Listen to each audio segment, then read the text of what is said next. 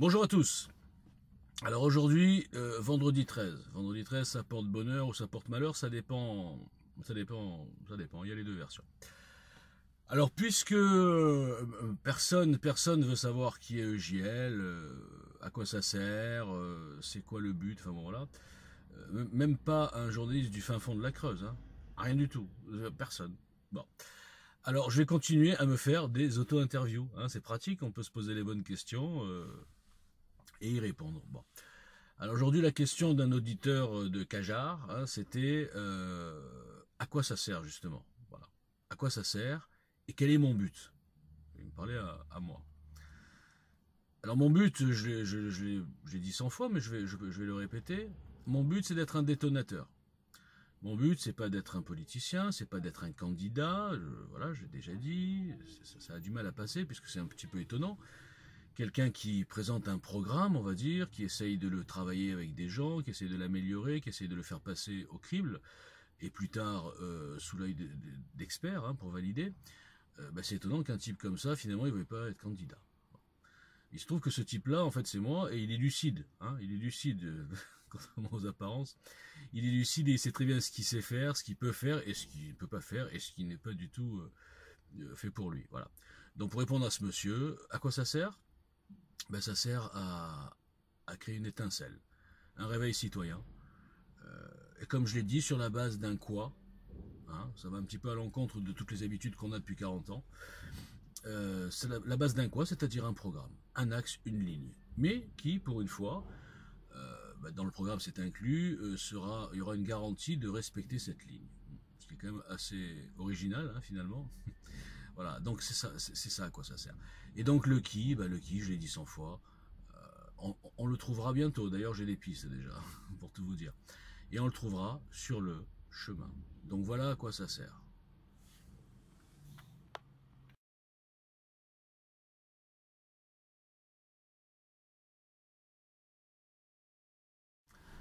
Alors vous savez, je suis pas loin du Fouquet's là.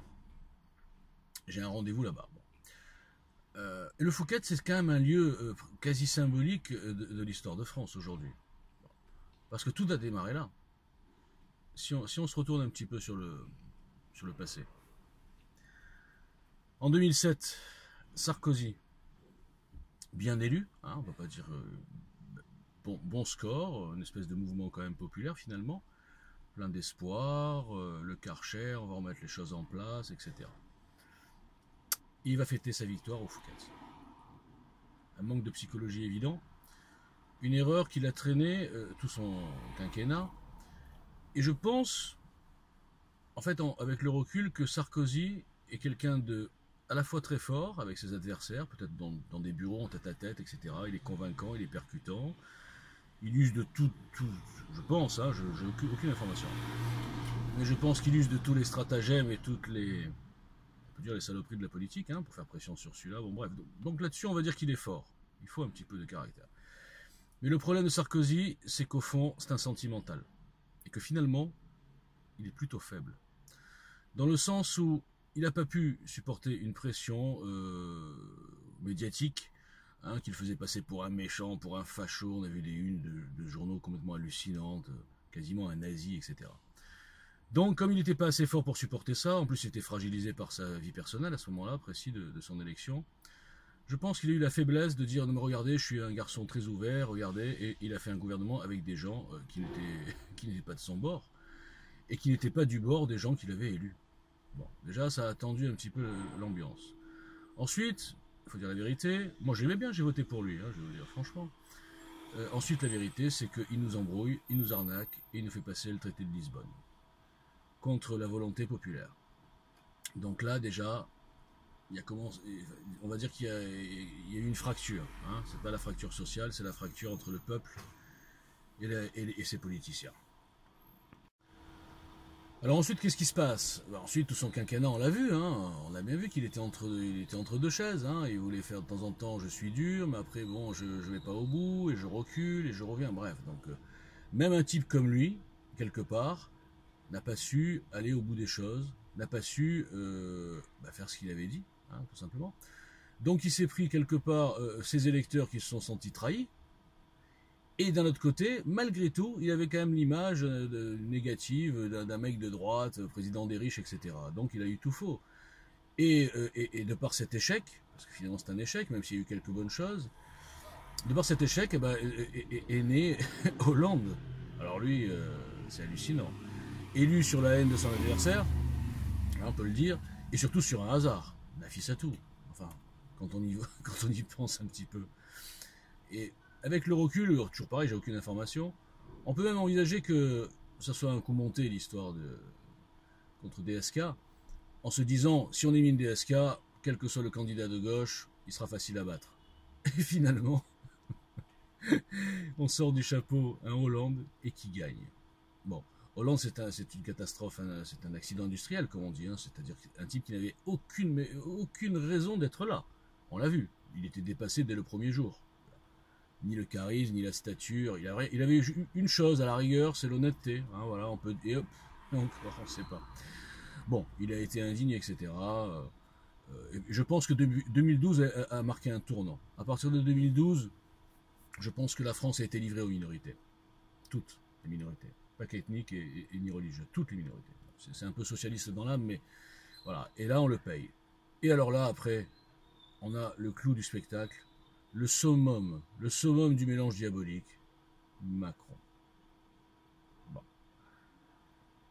Donc il faut réagir. Je vous fais ce petit rappel pour vous expliquer pourquoi EJL finalement. Vous allez voir, je retombe sur mes pattes et sur le sujet initial.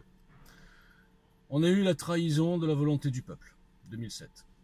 On a eu la gabegie des exemples multiples et variés, de la gabegie, du décalage complet entre cette classe politique qui nous demande des efforts tout le temps, à nous les citoyens, et qui, de leur côté, ils se retiennent pas. L'argent dans leur tête, je sais pas, cet argent appartient à tout le monde et à personne, donc on s'en fout, allons-y, on fait chaque truc qu'ils font, ils ne calculent rien.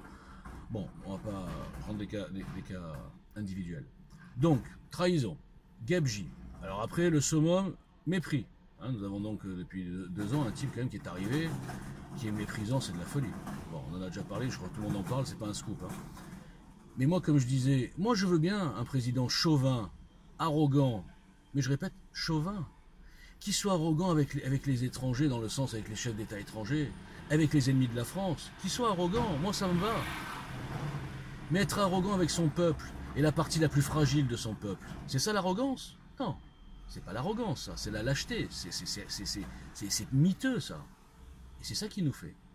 Vous l'avez vu devant l'Arabie Saoudite, se prosterne devant Abbas qui vient le chercher de l'oseille pour payer les terroristes. Oui, bien sûr, le prend dans ses bras.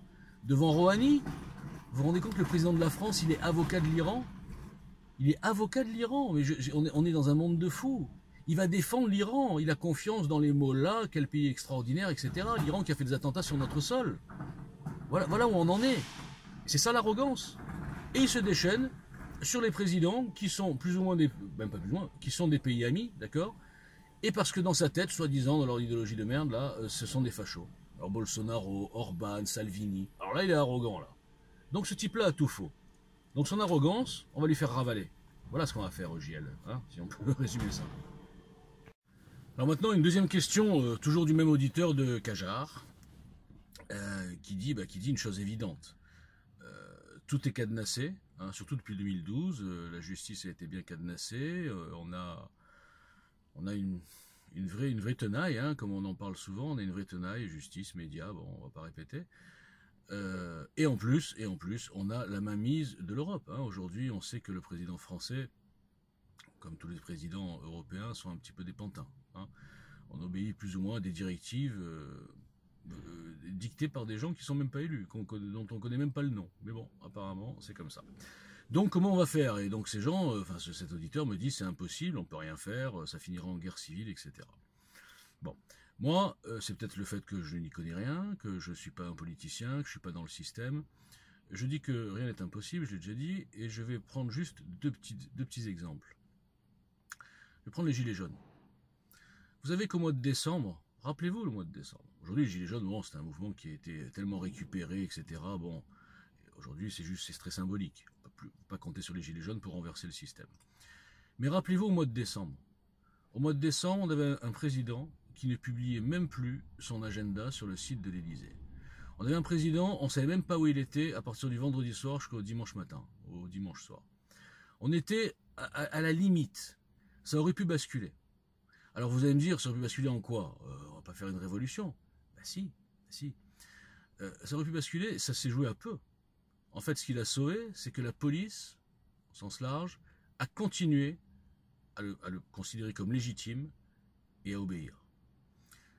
Si on va plus loin, si la police avait dit stop, si la police, quand je dis la police, c'est les autorités, enfin les chefs, on va dire, de la police, avaient pris le problème à l'endroit, avaient compris que ce président-là n'est pas légitime, que cette constitution n'est plus légitime, que finalement, on était dans un État sans constitution. Et là, le coup d'État légal était possible. Alors pourquoi je parle de coup d'État légal? Il y a des coups d'État, on va dire, militaires, il y a des révolutions populaires, il y a toutes sortes de styles, hein, de changement de système ou de renversement du système. Mais là, ça serait inédit. Ça serait inédit parce que il y a des questions de constitutionnalité. C'est du droit international, hein, c'est une matière qui est assez peu connue, en tout cas il y a peu de spécialistes. Mais le dossier est clair, alors, je ne vais pas m'étaler dessus, je ne suis pas du tout moins spécialiste. Mais je vais juste te dire une chose. Dans un pays qui va bien, d'accord, qui va normalement bien, voilà, bon, où le peuple ne se sent pas trahi par ses dirigeants, où il n'y a pas de crise d'identité, où il n'y a pas de crise psychologique, il faut le dire, hein, où il n'y a pas d'ambiance délétère, explosive, d'insécurité, etc. Donc un pays qui va bien. Eh ben, ce qui va se passer là, c'est-à-dire cette question, etc. Tout le monde s'en foutrait. Oh, attendez les gars, c'est bon. Vos détails de point numéro 48,2, etc. On s'en fout un peu, tout va bien. En gros, laissez-nous tranquilles. Voilà. Maintenant, la même chose, mais dans un pays comme le nôtre, ça change tout. Et là, tout devient possible. Parce qu'on n'attend que ça.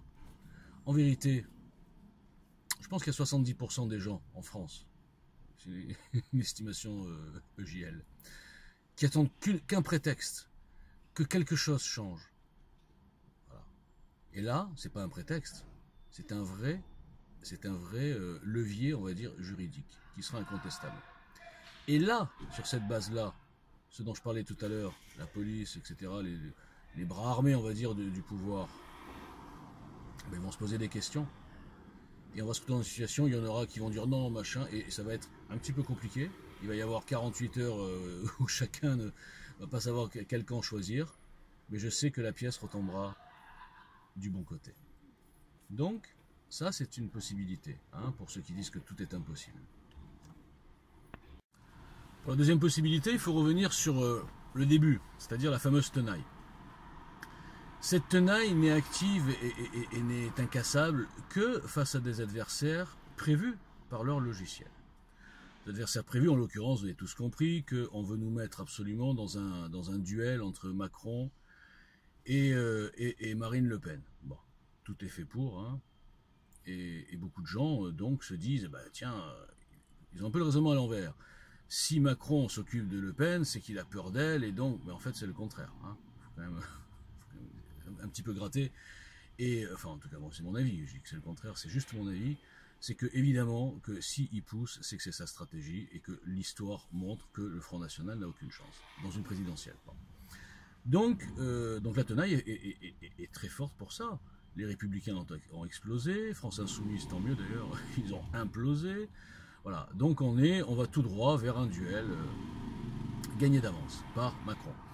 Donc pour ça, la tenaille, elle est impeccable. Okay.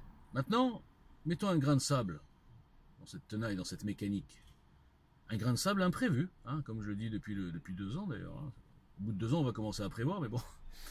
Un grain de sable imprévu, avec une ligne originale, avec des gens en face qui seront imperméables à la diabolisation, puisque pas de passé politique, pas de compromission, pas de contact avec l'argent public, rien sur quoi s'accrocher pour la justice, pour les médias, pour casser ces gens au départ, donc plusieurs porte-paroles, et ensuite le qui sortira le plus tard possible.